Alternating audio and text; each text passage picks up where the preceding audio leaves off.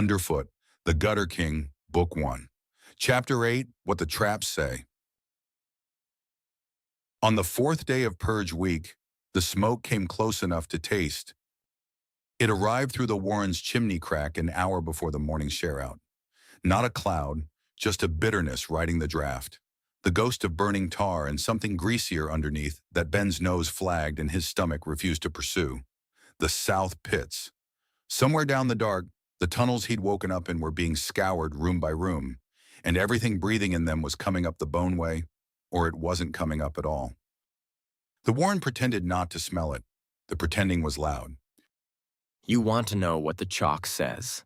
Rill stood at the entry crack wearing his splint like a badge. First time on his feet for a full shift. Stubborn as a bone in a drain. You can't read root mark without a trapper. I'm the trapper. You're a patient. I'm a patient who's coming. Rill said, and Mara damn her nodded. So it was three of them in the gray margins an hour later.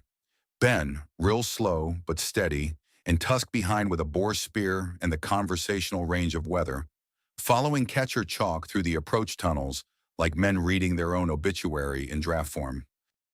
The marks were everywhere now. Double slash for root, circle and bar for muster point, little combs of tally lines that Rill translated with his jaw tight, crew of 6, dog, smoke cart. The marks aged in order, oldest to newest, and the newest were 200 yards from the blue moss and getting fresher. But it was the snares that talked. Look. Rill crouched, carefully, splint held, beside a wire strung at the mouth of a forage run. Not a neck-height kill line. A wide, padded loop anchored to a bent green stave. Live catch, leg snare, and look where it sits. He gestured along the run with his chin. Past the low squeeze. After the water, so you're slow and heavy. Before the junction, so you've got nowhere to bolt. That's not catcher craft.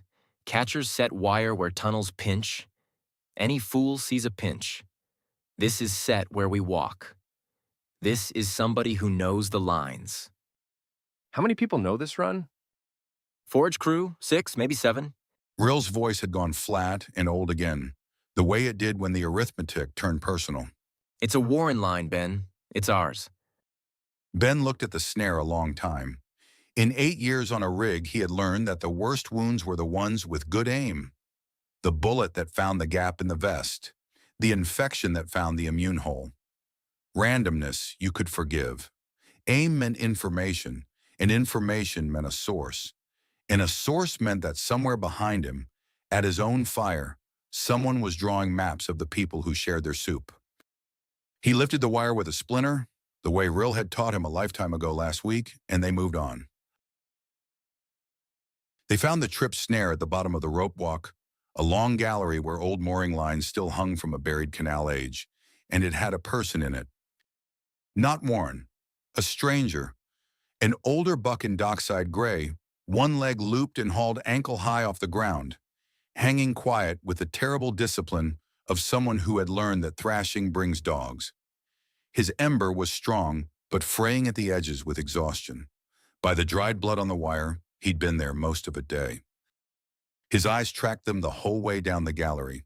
When Ben got close enough, the stranger spoke, barely a breath. Check walker. Comes on the bell. You've got maybe 50 counts. Then hold still and spend them well. Ben's hands were already working. Not the wire first, the leg, testing the ankle while Rill watched the dark and Tusk became part of a wall. Swollen, wrenched, not snapped. Lucky. This will hurt. Everything already. The stranger began and then didn't finish. Because Ben bore down on the stave, Tusk caught the man's weight like a sack of grain, and the loop came free with a whisper. Which was when Ben's eyes, sweeping the gallery on instinct, caught the ember coming, one man sauntering, swinging a shuttered lantern, 40 yards up the dark and closing. The check walker, early, or the bells were lying, and it didn't matter which. There was no plan. There was a rope age's worth of hanging cordage, a mossless stretch of wall, and 3 ratkin and an invalid to hide in 15 seconds. Ben felt the cold settle over him. The eye of the weather, the still place he was starting to suspect wasn't entirely his own. And pointed. Tusk and the stranger behind the fallen bollard, Rill flat in the rope shadows, and himself pressed into the black seam where the wall wept and the moss wouldn't grow. The checkwalker's light swung through the gallery unhurried. It touched the ropes, the bollard, the tripped, empty snare. It stopped on the snare, Huh. said the checkwalker, to nobody in the tone of a man finding his sandwich gone, and Ben watched his ember from 9 feet away, watched it spike with alertness and greed, watched the man's hand drift to the horn at his belt, and read the next 30 seconds in the glow of him the way he'd once read monitors. A blown horn meant dogs. Dogs meant everyone in this gallery died in the dark, patient and stranger and boy and all. The Covenant's green text chose that moment to whisper at the edge of his vision, unbidden, unwanted, patient as paperwork. Skill available, death grip toxin. The seam is close, the hand knows. He hadn't taken it. It had been sitting in his notices since the eel, an inheritance from venom work and anatomy, and it sat up now like a dog hearing its name. 9 feet, 1 man, 1 horn, 1 artery. His eyes had already found the seam without being asked. That was the horror of it, the ease. Ben looked at the checkwalker's ember, a man bored, underpaid, mourning nobody, whistling for a dog that was probably at home, and made the other choice. He flicked a pebble. It clicked off the far wall, down the gallery, one small, honest sound, and the checkwalker's light and greed and horn hand all swung toward it, toward the obvious, away from the seam in the wall, and 4 shadows flowed the other way, up the rope walk, out, gone. The green text followed him all the way to the junction, dogged. Skill declined, death grip toxin. The Covenant notes your refusal. The offer remains. They always take it eventually. Not tonight.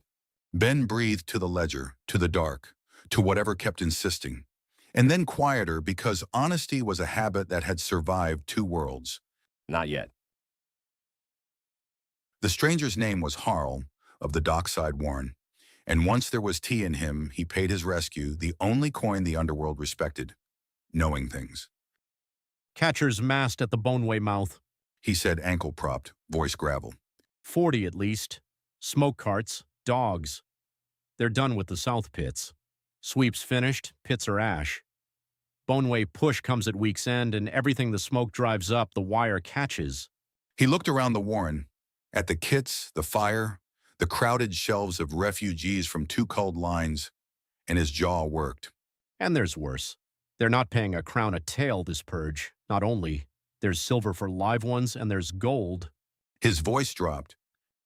Gold for maps. Somebody in the deep lines is selling forage routes. Dockside lost 9 to snares set on our own paths before we stopped walking them.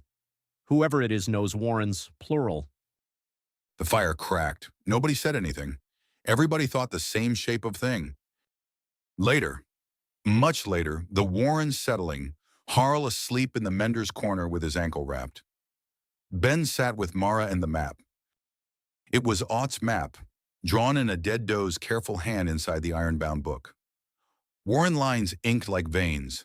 Ben laid the day's chalk over it from memory, mark by mark, route by route, and the shape that emerged made Mara's ragged ear go stiff. Every forage line marked, every water run flagged, the rope walk, the silt beds, all of it drawn toward the boneway, like iron filings to a magnet.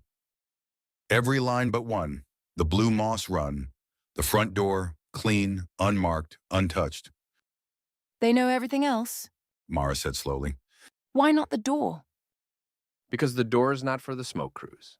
Ben heard his own voice go clinical, the tone he used for the charts that were about to become verdicts. Everything else gets driven and snared and sold by the tail. But somebody topside is paying silver for live ones and asking for one live one in particular. You don't smoke out what you want alive. You leave at one door, you let the weak make it desperate, and then you knock. He looked up. The leak isn't selling the Warren, Mara, not yet. He's saving it. It's his last thing worth gold. Mara was quiet for the space of 4 breaths. Twice culled, the old story said of her. Ben watched 60 years of arithmetic happen behind her clouded eyes and watched it land where his had. Then we have until the Boneway push she said. to decide what walks out our door when they knock, Her eyes came up, flat and hard as counterstones. and to name our cellar. Across the warren on the far side of the banked fire, Scab lay on his shelf with his back to them, sleeping, or seeming to, his tally-quick fingers twitching through some dream of numbers. On the floor beneath his shelf sat his forage boots, neatly paired, soles up to dry. Ben looked at them for a long moment. South Pit ash, gray as morning, sat in the tread like snow that had missed its road home. Scab ran the old docks line. Scab had said so at share-out, twice, smiling. The old docks ran north. Morning's problem, said the old habit. No, said the new one, quietly, in a voice that smelled of smoke. Tonight's.